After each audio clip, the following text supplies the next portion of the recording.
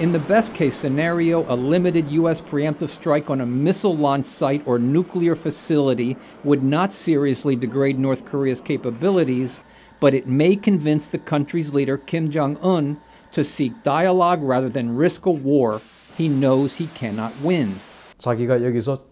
If he stays patient and tries to find an exit through negotiations with the U.S. using China and Russia, he may stay alive. However, the very justification for military action to eliminate the North's nuclear threat is that the aggressive leadership in Pyongyang cannot be counted on to act with restraint.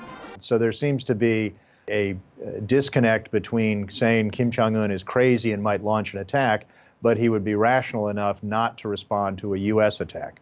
North Korea warned it would teach the United States a severe lesson by responding with nuclear weapons to any military action.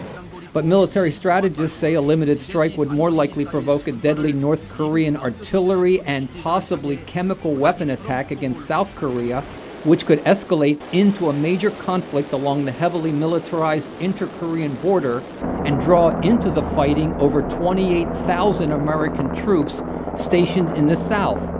North Korea has the capability to fire 300,000 artillery rounds in the first hour of an attack that can reach half of the South Korean population, including the 10 million people living in Seoul.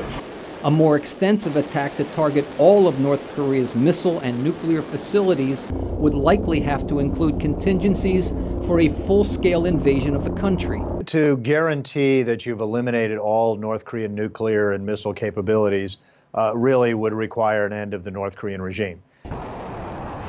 In the end, military strategists say U.S. forces would prevail in a war with North Korea, but it would devastate the region and cost millions of lives. And there is also a real possibility China would enter the fight in support of its ally North Korea, further escalating what would be an already bloody conflict.